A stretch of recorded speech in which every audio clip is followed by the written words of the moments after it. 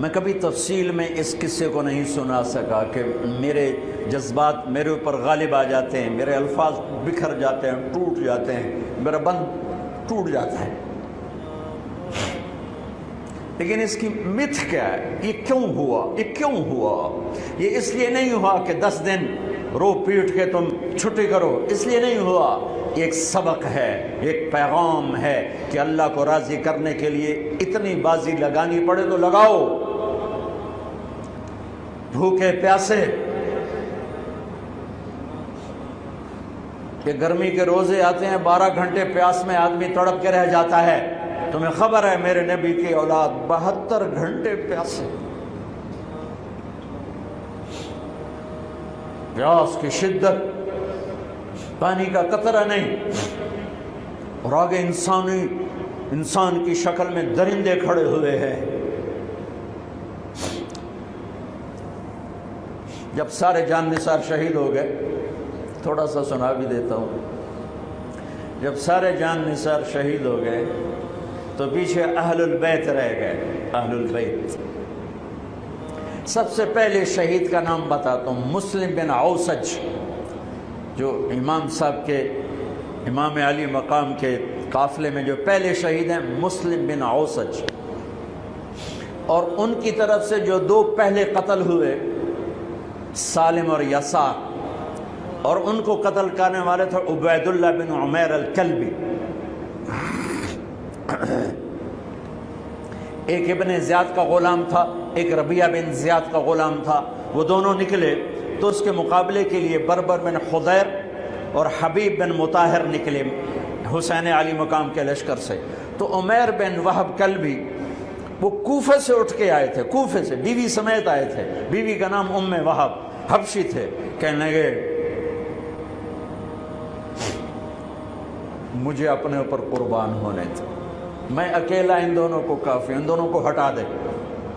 اور ننگے بدن تھے، ننگے بدن، جسم پہ کچھ نہیں۔ کہا میں تو مرنے ہوں، میں کیوں زیرہ پاما جو میں جیونا ہے، میں تو مرنا ہے۔ ننگے بدن تھے۔ تو ان کی بیوی نے کہا ان کو جانے دیں، ہم دونوں نے آپ پر قربان ہونے کی نیت کی ہوئی۔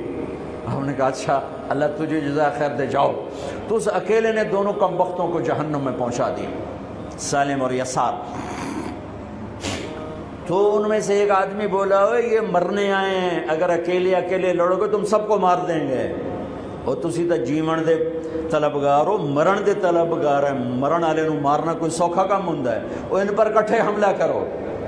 پھر حملہ عام ہوا تو پہلے شہید ادھر سے مسلم بن اوسج، جب وہ گر رہے تھے تو کہہ رہے تھے حسین کی حفاظت کرنا جب تک سانسوں میں سانس باقی۔ آپ کے لشکر میں ادھر زہیر بن القین، یعنی رائٹ سائڈ پر زہیر بن قین ایک چھوٹا جھنڈا، لیفٹ سائڈ پر حبیب بن مظاہر ایک جھنڈا، درمیان میں آپ کے بھائی عباس بن علی جن کے ہاتھ میں بڑا جھنڈا تھا، اور بڑا نشان کا جو علامت تھا وہ عباس بن علی کے درمیان میں تھا۔ 32 گھوڑ سوار تھے اور 40 پیدل تھے۔ جب انہوں نے پہلا حملہ کیا تو 32 نے 3000 کا منہ پیچھے کر دیا۔ تو ابن زیاد نے کہا پہلے ان کے گھوڑوں کو مارو، ان کے گھوڑوں کو مارو۔ تو 500 تیر اندازوں نے کٹھے ان کے گھوڑوں پہ تیر چلائے تو سب کے گھوڑے گر کے ختم ہو گئے۔ پھر ساری پیدل ہو گئے، تو پھر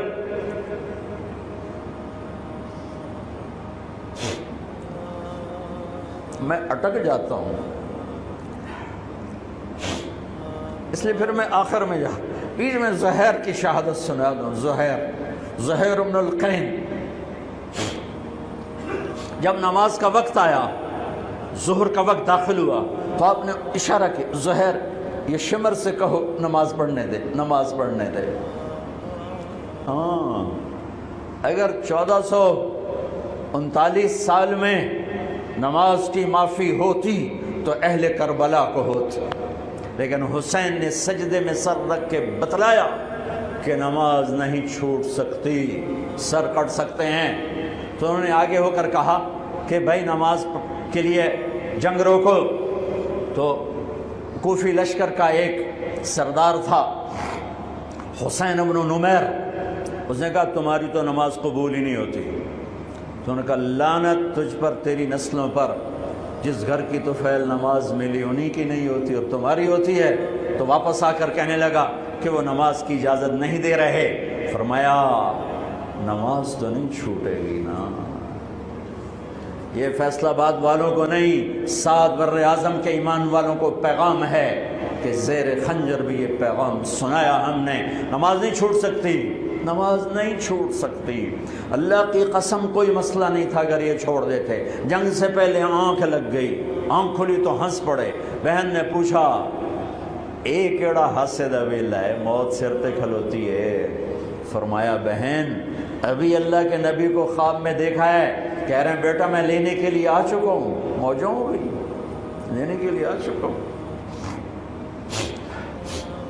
چھوڑ دیتے تو پھر گلستان کالونی والوں کو بھی گنجائش مل جاتی، چھٹی جا سکتی ہے. 6 بر اعظم کے انسانوں کو پیغام دیا کہ ٹکڑے ٹکڑے ہو جاؤ، نماز نہیں چھوڑ سکتی. فرمایا آدھے نماز پڑھو آدھے جنگ کرو، صلاۃ خوف. آدھوں نے نماز پڑھی آدھوں نے جنگ کی. 15-20 تو پہلے شہید ہو چکے تھے. پھر آدھوں جنہوں نے نماز پڑھی تھی انہوں نے جنگ کی اور دوسروں نے جا کے نماز ادا کی. اثر سے پہلے سب. جب زہیر گرنے لگے تو انہوں نے حضرت حسین کے کندھے پر یوں ہاتھ مارا. گرتے گرتے اقبل ہدیت ہادیا مہدیا اليوم تلقى جدك النبي حسنا والمرتضى عليا والشهيد الجعفر الكمية وأسد الله المحيا. ہاں آگے بڑھ، تیرے لیے تیرا نانا پھولوں کے ہار لے کے کھڑا ہوا. آگے بڑھ، آج تیری ملاقات کا دن ہے. آج تو اپنے بھائی حسن سے ملے گا، باپ علی سے ملے گا، چچا جعفر سے ملے گا، اسد اللہ حمزہ سے آج تیری ملاقات ہے. ان اشعار کے ساتھ آپ نے جان اپنے اللہ کو سپرد فرمائی. جب سارے جان نثار ختم ہو گئے اب اہل البیت کی باری آئی تو سب سے پہلے آپ کے بیٹے علی الاکبر نے تلوار اٹھائی. گا ابا جان آپ سے پہلے مرنا چاہتا ہوں، آپ کو مرتا نہیں دیکھ سکتا، آپ سے پہلے مرنا چاہتا ہوں، مجھے اجازت دیجیے. ہم نے کہا بڑھو اللہ کے نام پر، جا ملو اپنے اجداد کے ساتھ. تو بڑے حسین تھے علی الاکبر، جس طرف گئے وہ آگے آگے، کوفی آگے آگے، یہ پیچھے پیچھے. تو 1 اور 3,000 کیا مقابلہ تھا. آخر خاک و خون میں لوٹائے گئے، تڑپ کے گرے.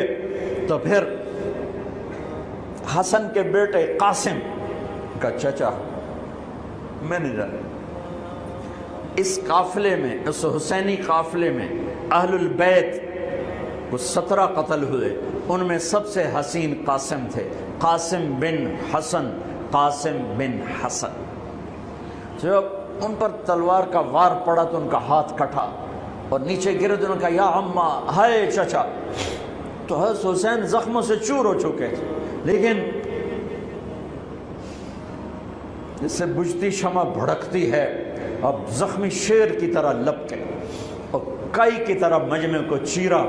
جب وہاں پہنچے تو وہ ایڑیاں رگڑ رہے تھے اور خاک و خون میں لت پت تھے. تو اٹھا کے سینے سے لگایا، ان کی آخری ہچکیاں ان کے سینے پہ ختم ہوئیں. کہنے لگے بھتیجے آج تیرا چچا بڑا بے بس ہے، آج وہ تیری مدد کو نہیں آ سکتا ہے، لیکن ایک دن آنے والا ہے جب تیرے نانے کی عدالت میں فیصلہ ہوگا. پھر ان کی لاش کو اٹھایا.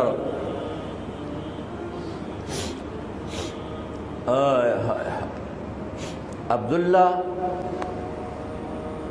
بن حسن، ابو بکر بن حسن، قاسم بن حسن، علی بن حسین لاشیں پڑے ہوئے ہیں. عبداللہ بن عقیل، عبد الرحمن بن عقیل علی کے بھائی لاشیں پڑے ہوئے ہیں. اپنے بھائی عباس بن علی، محمد بن علی، عبداللہ بن علی، عثمان بن علی، ابو بکر بن علی اور حسین بن علی، 5 بھائی پہلے لاشیں پڑے ہوئے ہیں۔ اون بن عبداللہ بن جعفر، محمد بن عبداللہ بن جعفر، عبد الرحمن بن مسلم بن عقیل، جعفر بن مسلم بن عقیل، عبداللہ بن مسلم بن عقیل، عبداللہ بن ابو سعید بن عقیل، یہ سب اہل البیت ہیں جن کے لاشوں کے انبار ہیں۔ اور آخر میں ایک بچہ 2 سال کا عبداللہ، آپ کو خواب و خیال بھی نہیں تھا کہ اس بچے پر بھی کوئی اس طرح کا ظلم و ستم ڈھائے گا، تو آپ جب اکیلے رہ گئے تو آپ نے کہا عبداللہ کو بھیجو۔ آخری ملاقات بیٹے سے، تو اس کو سینے سے لگایا، چوم کے یہاں بٹھایا، ابھی تقدیر کا کچھ امتحان باقی تھا۔ 2 سال کا بچہ، شامی لشکر سے بنو اسد کا ایک بنو ابن الموقد، اس نے تیر جو چلایا، خطا بھی جا سکتا تھا، یہاں آ کے لگا اور پار ہو گیا۔ بچے کی گردن ایسے ڈھلک گئی، یہاں امام علی مقام۔ ارے بھائیو، میں قطر ہاسپٹل گیا کسی کام، تو وہاں کسی کا بچہ تھا منگوڑے میں، ہاسپٹل میں، وہ اسے تڑپ رہا تھا، پتہ نہیں اس سے کیا تھا، اور اس کی ماں ایسے اس کو کھڑی دیکھ رہی۔ یہ منظر میں آج تک نہیں بھولا، اس ماں کے چہرہ، صرف اس کی آنکھیں نہیں رو رہی تھی، مجھے اس کا سارا وجود روتا ہوا دکھائی دیا۔ اس بچے کے اوپر ڈاکٹر کھڑے ہوئے ہیں، اچھا نہیں کیا، مجھے نہیں پتا اس کو کیا تھا، وہ ایسے بے قرار ہو کے تڑپ رہا تھا۔ یہ 2001 کا واقعہ ہے، 16 برس گزر چکے ہیں، میں واقعہ نہیں بھول سکا ہوں۔ اس باپ کو سوچو جس کے سامنے 2 سال کے بچے کے گردن کے تیر پار ہو گیا ہو، اور پھر وہ خون، یہاں بچے کا خون دونوں ہاتھوں میں لیا اور یوں آسمان کی طرف بلند کر کے کہا، میرے رب، بس تو راضی ہو جا، تو راضی ہے تو کم ہی بڑھ گئے۔ یہ پیغام ہے فیصل آباد کے تاجروں کو، پورے ملک کے تاجروں کو، پوری دنیا کے اہل ایمان کو، کہ اللہ کو پانے کے لیے ہر سودا قبول ہے، قبول ہے۔ ہاں، پھر کھڑے ہو گئے کہ چل بچیا تو چل، تیرا پیو بھی آ رہا ہے۔ اب آپ کو شہید کرنا کوئی مسئلہ نہیں تھا، زخموں سے چور تھے، لیکن ہر کوئی ڈرتا تھا بھئی میں نہ مارا، تو شمر آیا بدبخت، کیوں نہیں قتل کرتے ہو؟ تو ابو زرع بن شریک تمیمی نے پہلا وار سیدھا کیا، جو یہاں لگا، شانے پر لگا، تو اس سے آپ ڈولے، تو سنان بن انس نے سینے پر نیزہ مارا، اس سے آپ گرے، تو شمر نے کہا سر کاٹو، تو خولہ بن یزید آگے بڑھا، پھر ڈر کے پیچھے ہٹ گیا، تو سنان بن انس نے اس کو گالی نکال کر پیچھے دھکا دیا، اور اس امت کا بدبخت ترین انسان جس نے میرے نبی کے نواسے کی وہ گردن کاٹی جس پر میرے نبی کے بوسے تھے، گردن کاٹ کے سر اوپر چڑھا دیا۔ پھر خیموں کی طرف بڑھے، تو اللہ کو زندگی مقصود تھی، آل رسول کی نسل چلنی تھی، تو علی بن الحسین بیمار تھے، ایمن جن کو زین العابدین، اب ابھی میں ان کا قصہ سنایا، اس پر شمر کی تلوار رک گئی کہ چلو بیمار ہے چھوڑ دیا جائے، بیمار ہے چھوڑ دیا جائے۔ تو خواتین، بچے، حضرت علی کی بیٹیاں فاطمہ بنت علی، زینب بنت علی، حضرت حسین کی بیٹی سکینہ بنت حسین، اور آپ کی بیگم رباب، آپ کو بیویوں میں سب سے محبوب بیوی تھی رباب۔ آپ فرمایا کرتے تھے جب رباب میکے چلی جاتی ہے تو میری تو نیند ہی اڑ جاتی ہے، اتنا ان سے پیار تھا، وہ بھی ساتھ تھی۔ ان سب کو ان کے کانوں کی بالیاں کھینچ کے اتار دی گئی۔ پھر ابن سعد نے کہا 10 گھوڑ سوار آؤ، انہوں حسین کے جسم پہ گھوڑے دوڑا دیے، ادھر سے ادھر سے ادھر سے۔ جب قافلے کو گھسیٹ کے باہر لائے، لے جانے لگے، تو حضرت زینب نے دیکھا 72 سر نیزوں پہ چڑھے ہوئے تھے، سب سے معصوم سر عبداللہ بن حسین، وہ بھی نیزے پہ چڑھا ہوا تھا۔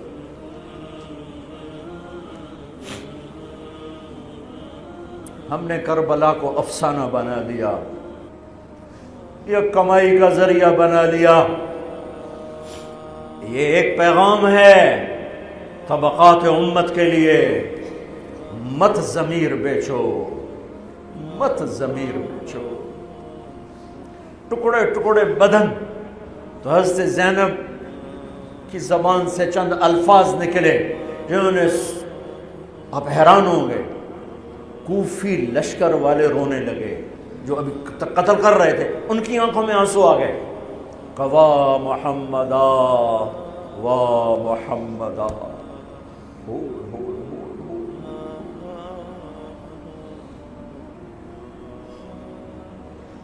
اے محمد مصطفیٰ، اے محمد مصطفیٰ، هذا حسین بالعراء مزمل الدماء مقطع الاعضاء، وا محمدا وا محمدا، اے محمد مصطفیٰ، اے محمد مصطفیٰ، بناتک السبایا ذریتک مقتلہ تصفی علیہا الریاح۔ آج حسین کی بارات ہے محمد مصطفیٰ، آج تیرے نواسے کی بارات ہے، آج اس نے اپنی بوٹیوں کا ہار گلے میں ڈالا ہے، اپنے خون کے قطروں سے بنا ہوا لباس پہنا ہے، آج وہ سرخ جوڑے میں بڑا حسین نظر آ رہا، آج وہ سرخ جوڑے میں بہت پیارا لگ رہا، اس کا جسم بکھرا ہوا ہے، اس کی بوٹیاں بکھر گئیں، اس کے بدن کے ٹکڑے ٹکڑے ہو گئے، آج اس کا لاشا پڑا ہے۔ یا ہے محمد مصطفیٰ، آج آپ کی بیٹیاں قید میں ہیں، آپ کی اولاد ذبح ہو چکی ہے، ان پر کفن ڈالنے کی اجازت نہیں دی تھی ان بدبختوں نے، تو تصفی علیہ الریاح، کوفے والوں نے کفن بھی نہیں دینے دیا، تو ہم ہوا نے مٹی اڑا کر آپ کی اولاد کو مٹی کا کفن پہنا دیا ہے۔ ہاں، یہ کٹا ہوا سر پھر صرف حسین کا ابن زیاد کے سامنے پیش کیا گیا، تو اس نے منہ پہ چھڑی ماری، پھر چھڑی ماری، پھر کہنے لگا میں نے ایسا حسن نہیں دیکھا کہ مر کے بھی چہرہ مسکراتا چمکتا ہو۔ تو حضرت انس نے کھڑے ہو کر کہا او ظالم، یہ چھڑی یہاں سے ہٹا، نہ کر، میں نے ان ہونٹوں پہ اللہ کے نبی کے ہونٹوں کو لگتے دیکھا ہوا ہے، نہ کر۔ کہنے لگا تو بوڑھا نہ ہوتا تو میں تیری گردن اڑا دیتا، تیری عقل خراب ہو گئی ہے، تو میں میری نہیں، تیری عقل بگڑی ہے، آنے والے دن تو دیکھے گا تیرے ساتھ کیا ہوگا۔ پھر یہی سر یزید کے سامنے رکھا گیا، اس نے منہ پہ چھڑی ماری، تو زید ابن ارقم کھڑے ہو گئے، کہنے لگے نہ کر، میں نے ان ہونٹوں پہ نبی کے ہونٹوں کو لگتے دیکھا ہوا۔ میرے بھائیو، نماز کا وقت قریب ہو گیا، بلکہ میں نے زیادہ وقت لے لیا ہے، میں کسی کی تفصیل تو زندگی بھر کبھی نہیں سنا سکا، اشارے کر دیتا ہوں، پڑھو اس کو، پڑھو، خود پڑھو، پیغام لو، پیغام لو۔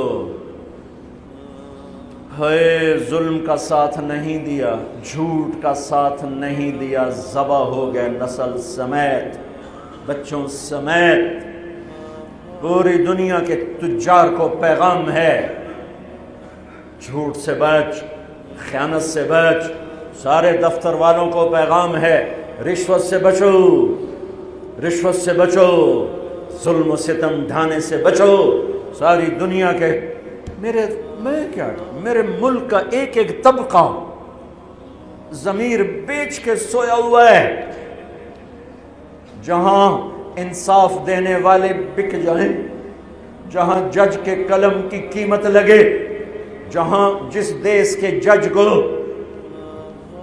خریدا جا سکتا، جس کے قلم کو خریدا جا سکے، جس دیش کے وکیل کو خریدا جا سکے، جس دیش میں جھوٹے مقدموں کی بھرمار ہو، جس دیش کا ڈاکٹر مریض کو مریض نہ سمجھے گاہک سمجھے اور مرتے کی کھال اتارے، مرتے ہوئے کی کھال اتارے، جس دیش کا وکیل خود ایک مافیا گروپ بن چکا ہو، جس دیش کا، میں وکیلوں کا رونا کیا روں، میں ججوں کا رونا کیا روں، میرے دیش کا تو ریڑھی والا بھی ظالم ہے، مزدور بھی ظالم ہے، غریب بھی ظالم ہے، مالدار بھی ظالم ہے،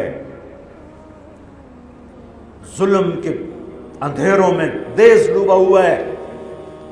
میرے بھائیو، ہمارا نیا سال شروع ہو چکا ہے، اور ہم توبہ کریں اللہ کی بارگاہ میں۔ میرے بھائیو، میں بہت دہراتا ہوں اس بات کو، جس فرد میں، جس قوم میں، جس دیش میں، جس خاندان میں، جس معاشرے میں ظلم ہوگا، جھوٹ ہوگا، دھوکہ ہوگا، وہ تباہ ہو جائیں گے، چاہے مسلمان ہیں چاہے کافر ہیں۔ جس دیش میں، جس قوم میں، جس ملک میں، جس معاشرے میں، جس فرد میں سچائی ہوگی، انصاف ہوگا، دیانتداری ہوگی، اللہ ان کی حفاظت کرے گا، عزت دے گا، چاہے مسلمان ہیں چاہے کافر ہیں۔ دنیا کی عزت ضرور ملے گی، کفر کے ساتھ ملے گی، کہ سچائی، دیانتداری، عدل و انصاف پر اللہ سایہ کر دیتا ہے، چاہے کفر ہے چاہے اسلام ہے، موت تک۔ کافر ہے تو موت تک، موت کے بعد ایمان کا فیصلہ ہے، لیکن اگر ایمان ہے تو یہ جہان بھی بن گیا، وہ جہان بھی بن گیا۔ یہی فیصلہ بات کی بات ہے۔ میں صبح نکلا، سیر کر کے واپس آ رہا تھا، مجھے دور سے ایک ریڑھی والا نظر آیا، سفید داڑھی، پگڑی، تو مجھے بڑا اچھا لگا کہ عام طور پہ ریڑھی والوں کا یہ حلیہ نہیں ہوتا ہے، تو لہٰذا دور سے میری نظروں میں جچ گیا۔ جب میں قریب سے گزرا تو میں نے پھر اس کو ایسے دیکھا، تو میں نے دیکھا وہ رو رہا تھا، ایسے خاموش آنسو، ساز خاموش ہیں فریاد سے معمور ہیں ہم، اور ایک ہاتھ ریڑھی پر تھا، ایک ہاتھ پیٹی پر تھا، جو کوئی پیٹی لایا تھا، اور ایسے رو رہا تھا، ایسے رو رہا تھا۔ تو میں رک گیا، میں نے کہا بزرگو خیریت تو ہے، آپ کیوں رو رہے ہیں؟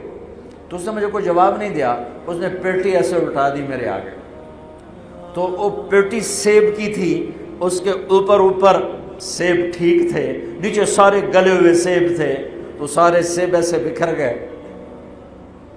یہ پیٹی میں سیب بھرنے والا نہ تو وکیل ہے، نہ تو ڈاکٹر ہے، نہ تو بھوانے بازار کا تاجر ہے، نہ وہ سیشن کورٹ کا جج ہے، نہ وہ کوئی ڈی سی او ہے، نہ وہ کوئی تحصیلدار ہے، وہ مزدور ہے، غریب آدمی ہے۔ غریب کا ظلم بتا رہا ہوں۔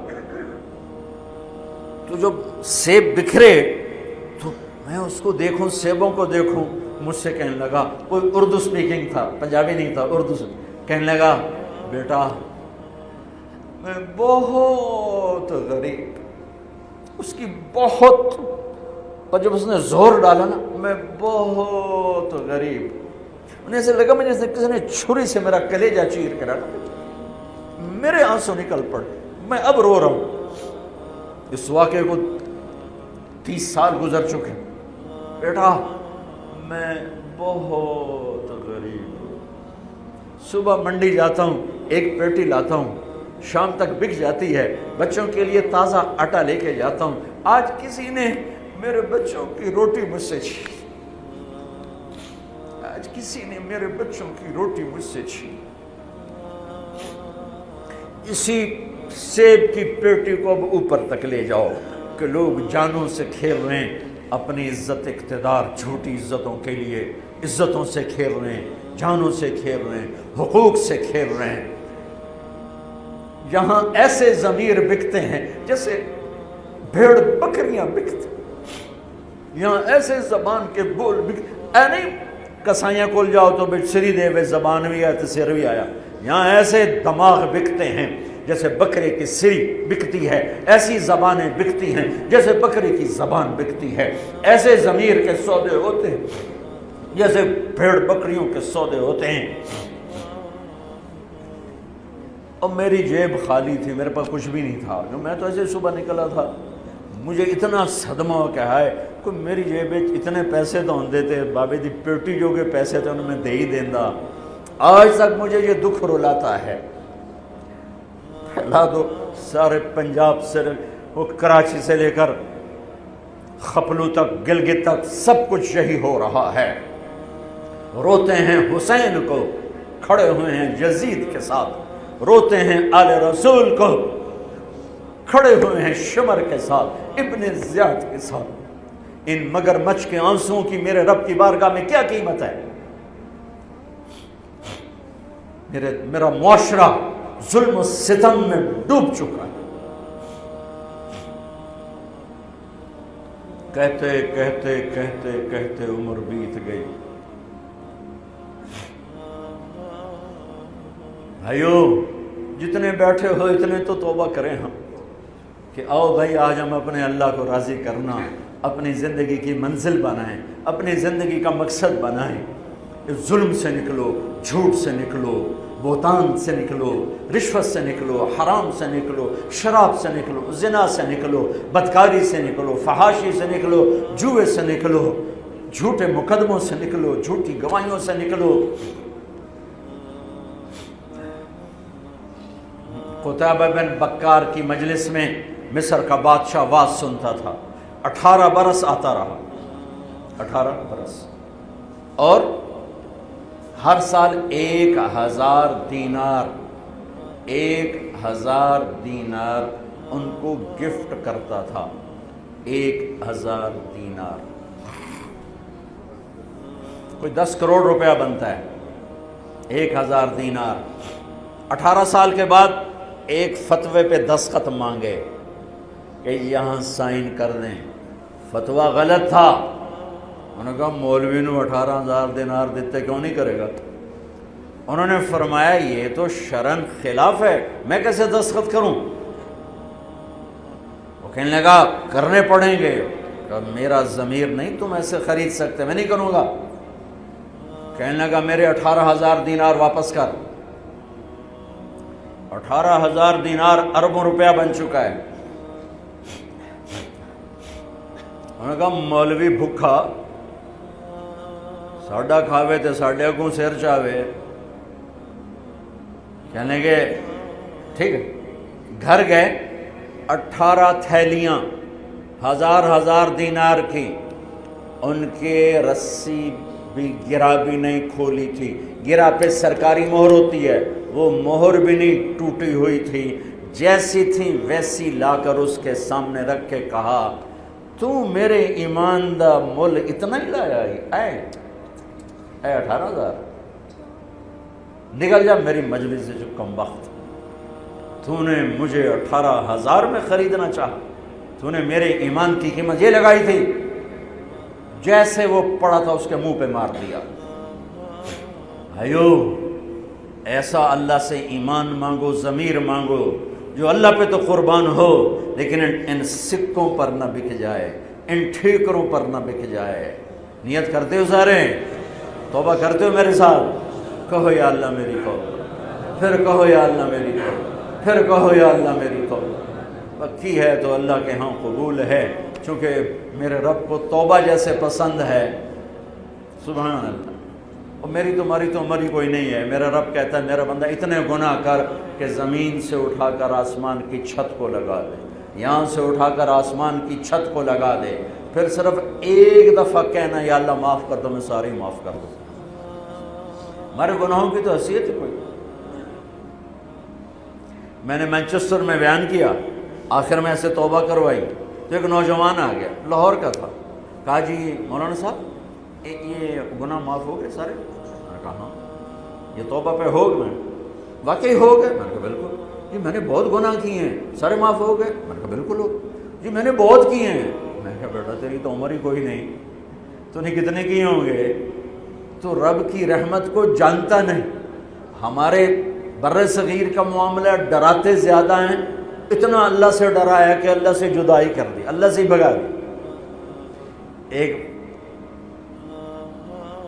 دفعہ ایک آدمی کہنے لگا تسی مولویاں ساڈے کولو ساڈا رب بھی کھو لیا.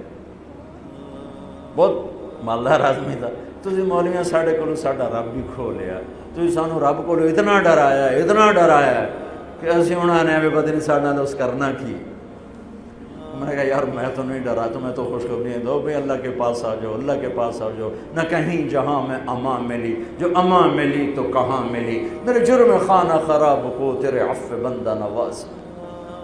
اور کوئی راستہ ہے؟ اللہ کو مناؤ، ایک بول پہ مانتا ہے، ایک بول پہ مانتا ہے، ایک آنسو پہ مانتا ہے، پھر ٹوٹ جائے پھر کر لینا، پھر ٹوٹ جائے پھر کر لینا۔ اور یہ تبلیغ کا کام، اس کو سیکھنے کی محنت ہے، اللہ ہمت دے تو ٹائم لگانا۔ نیا سال شروع ہو رہا ہے، کسی سے لڑے ہوئے ہو صلح کرو، کسی کا حق مار کے بیٹھے ہو واپس کر دو، نہیں کرنے کی طاقت تو جا کے معافی مانگ لو کہ جب ہوگا میں دے دوں گا، جب ہوگا میں دے دوں گا۔ کسی کے ساتھ بغض ہے دل کو صاف کرو، کسی کا نفرت ہے دل کو صاف کرو، کسی سے بائیکاٹ کیا ہوا ہے ابھی جا کے اس سے مل لو، اس سے ملاقات کر لو، اور اس سے سینے سے لگا لو کہ نیا سال اس طرح شروع ہو کہ ہمارا دل پوری دنیا کے لوگوں سے صاف ہو۔ تو اللہ تعالیٰ بھی ہمارے گناہوں کو صاف فرمائے گا، معاف فرمائے گا۔